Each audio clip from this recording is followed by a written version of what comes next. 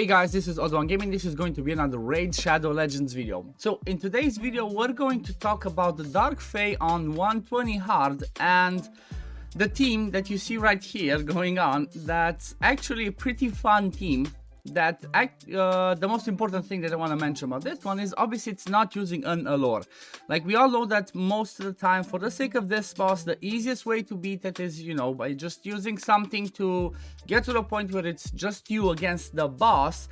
And then after that, you do not need an ALURE because we're relying on some other people doing the turn meter control. In this situation, we're actually using Deacon, we're using Morrigaine, and we're using 2 Coldhearts plus Hernig because Hernig also brings that turn meter control himself. The fun thing about this team is the fact that, you know what? It's extremely fast. Like you're gonna see the way that this one goes, and it has like it only has like one layer of RNG. When the boss does the true fear, that it steals Hernig and then it does true fear on everybody, that's where it can fail. But that's the only point where it can fail.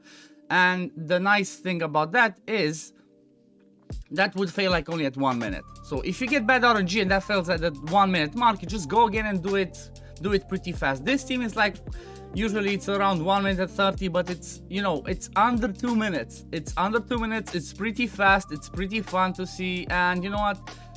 It's awesome especially because of Morrigaine. Like, I'm really happy that I could use Morrigaine in a team because this is what I wanted to show. Like, look at this. 1 minute 40, 72 turns. It can do like, the best I did was 1 minute 27. So this is really awesome. The only thing that you kind of want to do in here is you want to make sure that Morrigaine goes first and then that Deacon goes first. The reason why I say don't get Deacon to go first is because of his head. So basically Deacon would do the turn meter control, then he would do the decreased defense AoE, and if that happens, the enemy Hernig might get the turn first because of the hit that he takes, and Hernig's passive saying something like, if he gets a hit, he gets his turn meter boosted. But honestly, this is, like I said, even if it's not the highest chance to work, it's something that people could actually do, because you know what, maybe lots of people actually did Morrigaine, or maybe if you do have a Lysandra in there instead of like instead of Deacon, that makes it even better, because obviously the more turn meter control you can bring, the better. But yeah, this is the only thing. So if this Deacon gets a turn and actually gets to hit me, it's like boom, that's it, we die. But like I said, that one fails at the 1 minute mark. See, so it's like at around 1 minute it fails. You just run it again, especially because you have the super raids. You know what, you can just put that to do in the background while you work on other stuff and then carry on with your day. But I guess, let me just get out of this and let me show you the presets that I'm using for this team. Like I said, it's not the best, it's not crazy, it's not 100%, but it's pretty fast. It's extremely fast. It's a lot faster than I actually expected. So the presets that I use is I basically just lock out the A3 of Morrigaine that increases our turn meter and our speed, plus pushes back the enemy's turn meter. I lock it out so we only use it at the boss part, and then on the boss part I lock the A2 because we don't really care about that decreased accuracy landing there, as we already have Hernig doing that. When it comes to Hernig, it's like, you know what, you just make him do whatever, and then on the boss part, make sure he prioritizes the A3. The whole idea is to make sure that after your 2 turn meter control champs, which is Morrigaine and Deacon in my case, make sure that Hernig goes next so that he can one-shot your team. If you have somebody that maybe is too tanky, like you maybe build Deacon or Morrigaine a little bit too tanky, just remove a ring or put something that makes them a little bit squishier, or just build Hernig stronger. But the beauty about Hernig in this team is he can do the turn meter control with this one. This one can smack really hard, especially if, like, he takes the turn meter down, he makes this an AoE. A2, it's an AoE as well. And the A1, he can one-shot anybody and then gets an extra turn and decreases the cooldown of his A3. So Hernig is kind of awesome in this team.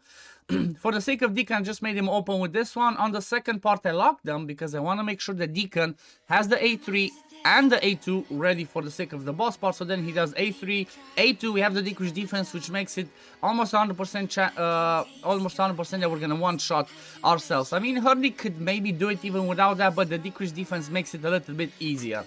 Then for the sake of Coldhearts, like I just locked the Heartseeker, and the A2. Specifically on this one, I locked the A2 because I have this one in a reflex set. So I tried to get back to that. Actually, is it this one? No, like this one, I could just leave it, honestly, but Actually, no, it's this one, yeah. So I would lock the A2, and then I would make sure that on the boss part only does the A3. So the idea here is that having a reflex set makes this Coldheart come back to the Heartseeker faster and faster and faster, because she only has one active skill that she actually uses. For the other Coldheart, same thing, just make sure that she prioritizes the A3. This one, honestly, I didn't even perfectly min-max so that this one's also in a reflex set. But if you have both of your Coldhearts in a reflex set, they come back to their Heartseeker so fast that it just makes it insane. You don't even need that crazy crit damage, because the enemy max HP damage, let me move myself a bit. You don't need that crazy damage because the enemy max HP hits are capped at the boss. So you could drop down some of the crit damage just to make sure you can hit the accuracy, you can hit the speed. Like this 203 could be a bit faster, maybe like 210, 215 or whatever. Just you need to make sure that it's 70% crit rate, because this one gives an extra 30% crit rate. So this team is pretty fun. Let's have a look at the builds themselves. So if I look at Hurnig, I have him in a Savage plus Cruel. But like I mentioned, I built him like this for the sake of one-shotting my team without decreased defense. I later on added Deacon in there for the decreased defense to make it, you know, more reliable. The only ones that he might not land decreased defense on are Hurnig and Morrigaine because of affinity. So Hurnig can still one-shot everybody. Maybe Morrigaine, it might be a little bit of a problem, but still, he's doing the job pretty well. Like, he's especially these three are like kind of the core of the team, you know, the Thermitor, the making sure everybody goes into the right order. So these are Hurdig's stats. I'm just gonna leave it a little bit on the stream, you know, I'm not gonna talk too much about it.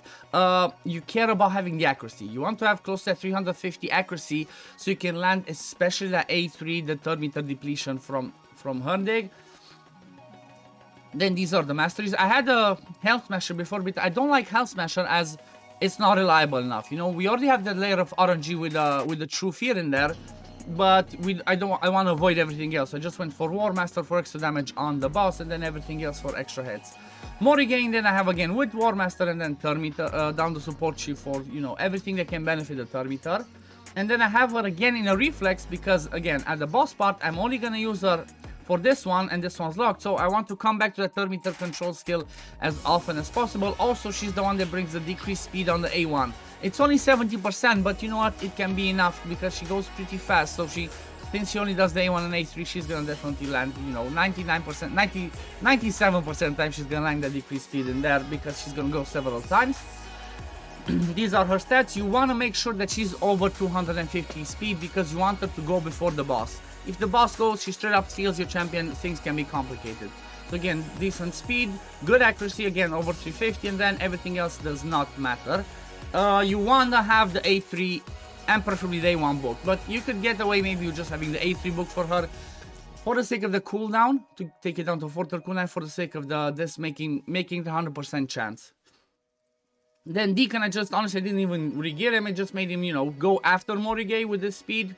Then accuracy, this accuracy is a bit overkill, don't need that much, you need 350 and you're good. And again, same principle with Masteries, War Master, and then more Thermitor control.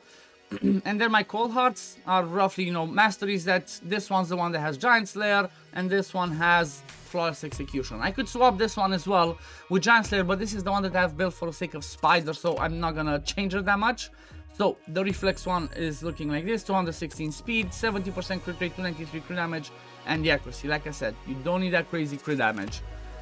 Also, like, you would prefer to not have Whirlwind of Death, because if she kills on the waves like more people than Hurdig, she's gonna go in front of Hurdig, because that's one of the things I have on Hurdig. I have the Whirlwind of Death, which gives him an extra 18 speed. Let me move myself a bit. So it gives him a little bit, you know, 18 extra speed, which can be a lot helpful, because he's definitely gonna go as the first nuker at the boss part. And then the other Coldheart is, like I said, she's in Savage. She's mostly for the sake of like the Spider 20. When I do Spider 20, this is what I use on her. Again, close to that. You look at this, we almost get a maintenance. But yeah, close to that 350 accuracy that you need. One thing that you could do to make this team be even better and make it be even more reliable, but I didn't really do it because I wanted to showcase it as something that's, you know, hopefully relatable, and stats are pretty easy to show. But the thing that you could do is you can have both of your Coldhearts to be in reflex with 350 speed, and if you can get them like 250 resistance as well, that's even better, because Morrigaine, the first thing, Hundig, when he does his A2, he lands the decrease accuracy. So if you land the decrease accuracy on the boss, oh god, the game stops me. But if you land the decrease accuracy on the boss, then everybody else having the 250 resist, that means that when the boss does her first kill that steals Hundig from your team to fight, you know, against on her side, everybody else can resist that true fear. So that's one thing to keep in mind for the sake of this team.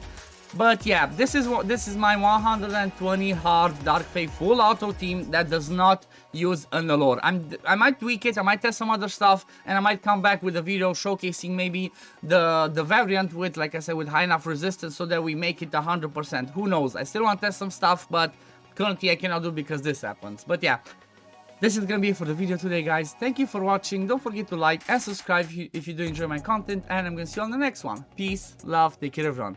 Bye, guys.